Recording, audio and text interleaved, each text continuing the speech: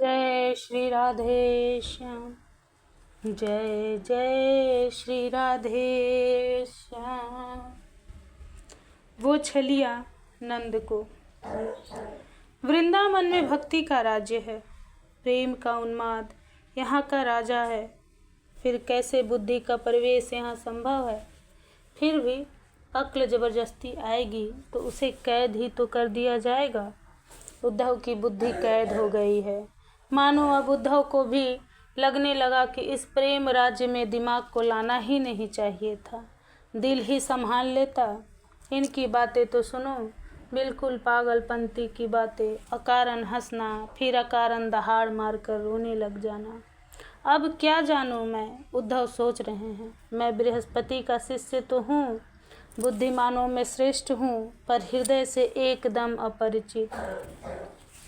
मैं क्या जानूं कि किस बात पर हंसती है ये और किस बात पर रोती है।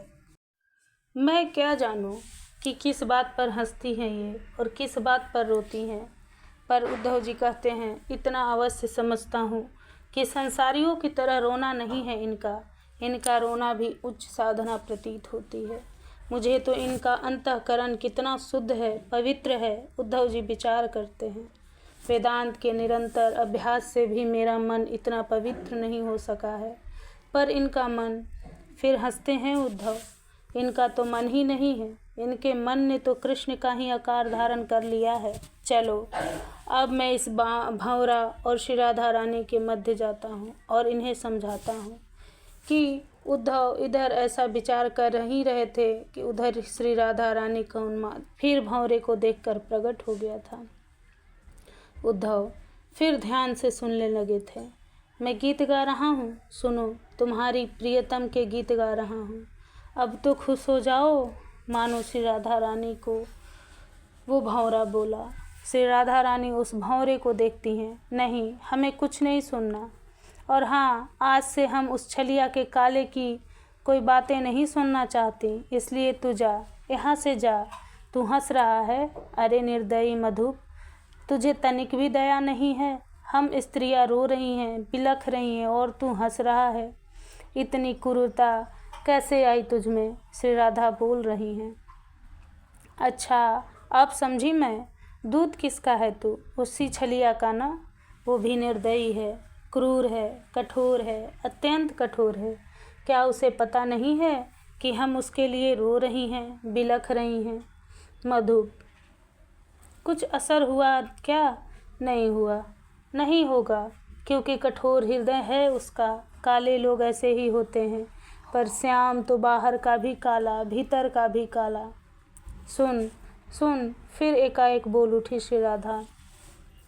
अब बंद कर उस काले की चर्चा, कोई नहीं करेगा उसकी चर्चा, ना उसका कोई नाम लेगा, ना उसको कोई याद करेगा। बस बहुत हो गया। श्री राधा रानी का उन्माद फिर बढ़ गया था। सब शांत हो गए, भ्रमर भी शांत हो गया। सुबुकती रही कुछ देर श्री राधा रानी, फिर भ्रमर को देखने लगी कि वो कहीं चला तो नहीं गया, पर भ्रमर भी पक्का था, वो वहीं था। फिर आ गया। अरे सखियों सुनो, उस काले की करतूत। उठकर खड़ी हो गई सखियों के मध्य में। श्री राधा रानी दूसरे को कष्ट देने में, मारने में, तड़पाने में उसे मज़ा आता है। सखियों, तुम्हें नहीं पता तो सुनो। राजा बलि के पास यही छलिया गया था वामन बनकर। जब दान मांगने गया तब बौना बना, और जब दान लेने की बारी आई तो विराट बन गया। और पता है, बांध दिया बेचारे बलि को। श्री राधा रानी फिर आगे कहती हैं, बाली तो किष्किंधा का राजा बाली, उसे मार दिया। कुछ नहीं बिगाड़ा था इसका उस बाली ने, फिर भी मार दिया। हंसी श्री राधा रानी। इसे मज़ा आता है किसी को भी अकारण मारने में। हट, उद्धव स्तब्ध है। ये सब सुनकर मैं इनको गांव की गंवारन समझता था, पर ये तो सब जानती हैं। इन्हें तो ये भी पता है कि कृष्ण ही वामन है, कृष्ण ही राम भी बने थे। उद्धव देखते हैं श्री राधा रानी को, और वो उन्मादिनी हो उठी थी। और उस बेचारी स्त्री को, सुपर्णखा को क्या किया इसने? सखियों, कुरूप बना दिया, नाक कान काट दिए उसके।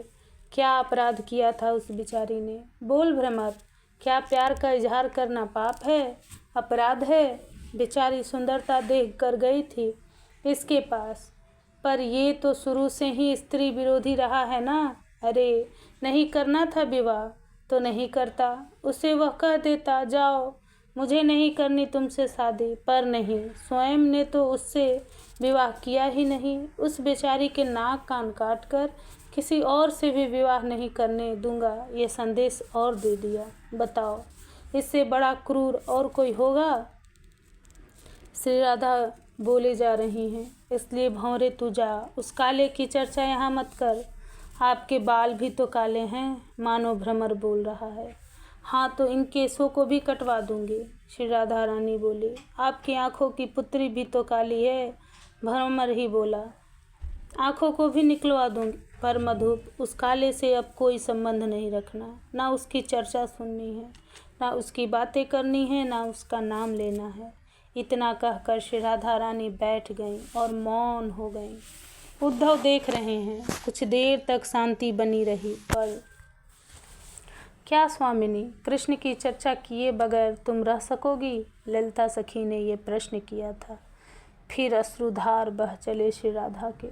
यही तो हमारा दुर्भाग्य है कि उस काले की चर्चा कथा ने ही हमारे जीवन को बर्बाद किया है। हम सब जानती हैं, फिर भी उसकी चर्चा किए बगैर हम रह नहीं सकती, उसकी कथा सुने बगैर हम जी नहीं सकती। हे वज्रनाभ, ये प्रेम की उच्चतम स्थिति है, ये प्रेम राज्य है, यहाँ के नियम कानून ही अलग हैं, महर्षि सांडिल्य बोले थे। इस प्रेम राज्य में रोना हंसना है और हंसना रोना है, गाली देना प्रशंसा करना है और प्रशंसा करना गाली देना है। हे वज्रनाभ, ना ना का अर्थ है इस प्रेम राज्य में हाँ हाँ, और हाँ हाँ का अर्थ है निषेध यानी नाना। ये प्रेम राज्य के अटपटे कानून है, जरा संभल कर चलना। जय जय श्री राधे श्याम, जय जय श्री राधे श्याम।